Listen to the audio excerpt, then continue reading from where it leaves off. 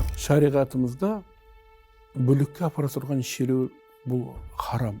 Алауыздық бұл өте үлкен елдің ынтымағы менен бірлігіне сызат түсіре тұрған нәрсе. Терроризмнің негізін экстремизм қаласа, ал экстремистік көзқарасқа негіз қалдыратын осы таблиғи жамағаттың уағызшылары. Деструкцияның бір сипаты ол ең бірінші отбасы құндылықтары жоғала бастайды. Ол отбасына ойран қылады. Дініміз ол нәрсені үйретпеген.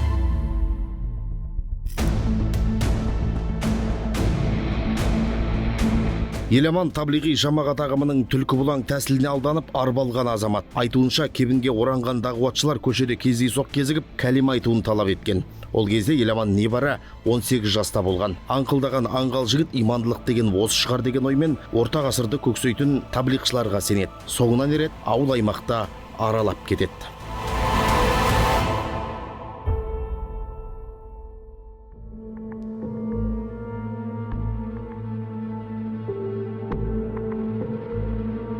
Екі ағам бар.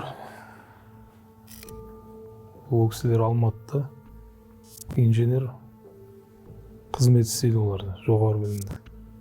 Темір жол несінде оқыдым, жаңа университетінде, Алматыда. Связь жағында.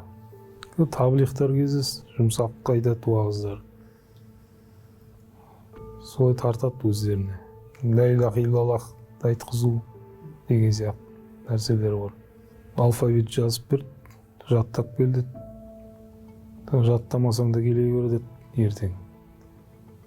Сол бардым. 3 күндік деген бары деген сияқты айта бастады ғой. Сол қызығып бір рет еріп барып келдім. Ұмытпасам сол кезде айту. Жердің бәрі айналып тұр деген сияқты бір мысалдар келтірді айту. Дінде осылай айналымда болу керек деген сияқты түсіндірді ғой. Бірақ жалпы алған кезде дінге қызығушылығы бар жастар көп жағдайларда сол жастардың жаңағы эмоциясына былайша айтқан кезде діндарлық деп түсінеді көбісі, соған алданып, солардың артынан еріп, сондай бір арандап қалып жатқан жағдайлар бар. Кез келген радикалды адам, болмаса радикалды идеология, мектеп бірден радикалды позицияларын көрсетпейді.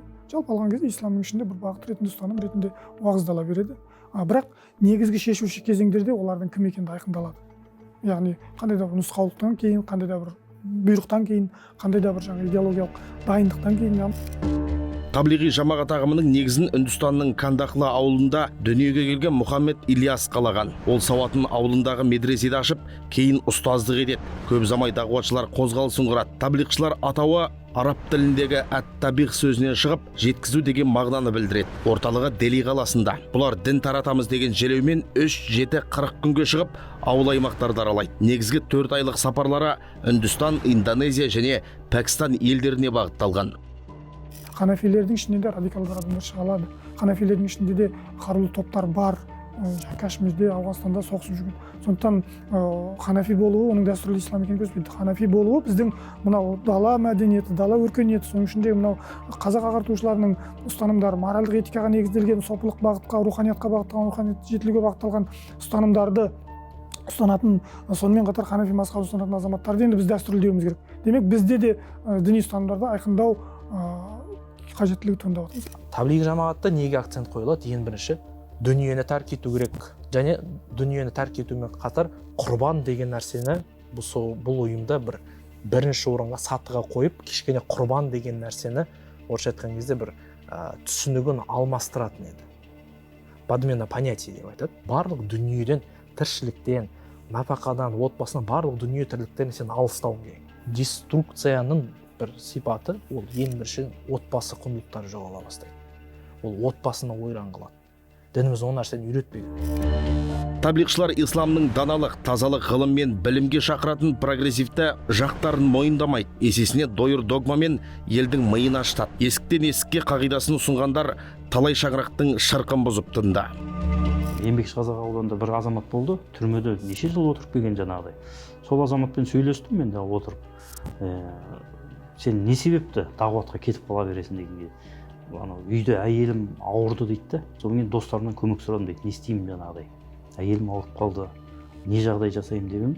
Дағуатқа шықсам, Алланың қалауымен жаңа әйелім жазылып кетеді деп айтты дейді.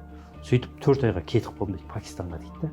Сол әкесінің жаңағыдай өз алдына жаңа далада қаңғырып жүрген кесірінен үлкен ұлы мысалы ұрлық жасап темір торға тоғытылған жаңағыдай. Ол не үшін ұрлық жасайды? Үйінде жейтін тамақ болмағаннан кейін біреудің малын ұрлап, жаңа ауылдасын соны сойып алып, ұстап алып, сөйтіп түрмеге сотталып кеткен жаңағыдай. Ағымның бір мұсылманға беретін пайдасы жоқ екенін байқаймыз да. Ағым жақтастары жұмыс істемейді, кәсіп те қылмайды. Тәулігіне 24 сағат ел кезіп жұрт аралайды. Жататын жер талғамайды. Бала шағасын, әке шешесін тастап кете береді. Туған шешесі мен бауыр еті баласын тағдыр тәлкегіне тастап, көкек құсап кете беретін бұларды бұдан соң фанат немесе экстремист деп айтпай көр. Өйткені жүрген жерлерінде жұрттың наразылығы мен қарсылығын тудырады. Светоформен өтіп баратқанда, қызыл жанып тұрған кезде өтпей тұрып қалдым, сол кезде айтты, светофордан қорықпа, Алладан қорық деген сияқты. Сосын жаңа біреу айтты, 50 мың теңге түсті аспаннан, Алланың қазынасынан тікелей түсті деп. Еламан дағуатшылардан іліміз деді, таппады. Ұстаз сымақтары Құранды да жаттатпады. Тек Фазаил Амали әдебиетін оқытты. Дәл осы кітапты діни сараптама экстремистік деген қорытынды жасап, ел аумағында пайдалануға тыйым салдында. Қазақстанда таблиғ жамаатына тыйым салудан мақсат не? Өйткені өш елде тұрып, нені алады? Сырттан фатуа алғысы келеді. Инкар ол яқин деген олардан топ шықты. Инкар яқин деген бұл қазақтың бір сөзімен айтқанда алма піс, аузыма түс деген сияқты. Ешқандай себепті алмайды. Аллаға тәуекел қылам дейді. Жерді жыртпайды, дәнді сеппейді.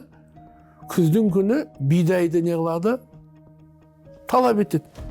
Бұл радикалды жамаат деген бір ғана Қазақстан емес, әлемде бұл қауіп төндіріп тұрған нәрсе. Дінді толығыменен түсінбегендіктен. Құран-ы Кәрімде дінімізде бірінші Құран, сүннат, ижма, қияс, истихсан, ұрф дейді. Бұл көңіл бөлмейді. Содан кейін күмәндана бастадым. Одан кейін жаңа салафиттерге кездесіп, Сайт Буратский солар тыңдап, сол жолға кеттім ғой бірден. Тек Құран мен суннамен ғана жүру керек деді ғой, болды, сол да жеткілікті ғой. Сақал қойғаннан кейін де, балақ кескеннен кейін де адамдар бір түрлі қарайды ғой. Оларда жек көру пайда болады. Сосын әр жағынан осыларды өлтіру керек деген сияқты ойлар пайда болады. Одан кейін ана лекцияларда дәл сол құптайтын әңгімелер айтады ғой, жихад жасау керек. Сонымен адам кіре береді ғой сол жолға. Олармен күресу керек деген жаңағыдай, соғысу керек деген ой пайда болады мысалы үшін. Жихад туралы сөздерді қалап тұрады ғой адам. Жинала береді кек. Терроризм дегеніміз бұл нөлден бастап бірден терроризмге өтіп кете алмаймыз. Терроризмнің алғашқы бір уровені болып экстремизм табылады бәрібір.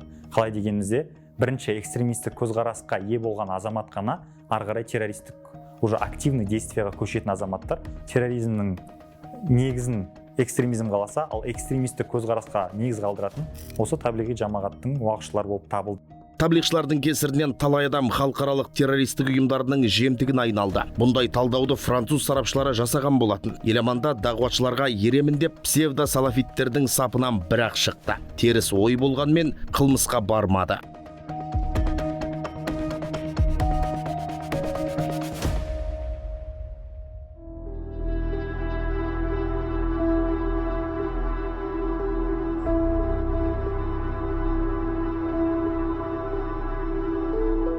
Өзім абыройым түсіріп алдым, мысалы үшін қоғам алдында. Сенімсіздік пайда болады одан кейін. Ешкім мысалы жұмысқа тартқысы келмейді. Ешкім жолағысы келмейді. Сол историяны білгеннен. Интернетке сенбеймін қазір. Бұл мысалы ханафи мазхабым деп тұрып тартып кетуі де мүмкін. Мысалы жығып беруі де мүмкін ғой ана жаққа. Қазір мысалы тарихын оқытқан дұрыс қой жас балаларға бірінші. Түп тамырын бекітіп, содан кейін барып дінді үйренсе, өзінің тереңде жатқан тарихы бар екен, үлгі тұтатын ата бабалары бар екен біледі ғой ары қарай. Адасып кетпейді ғой ары қарай.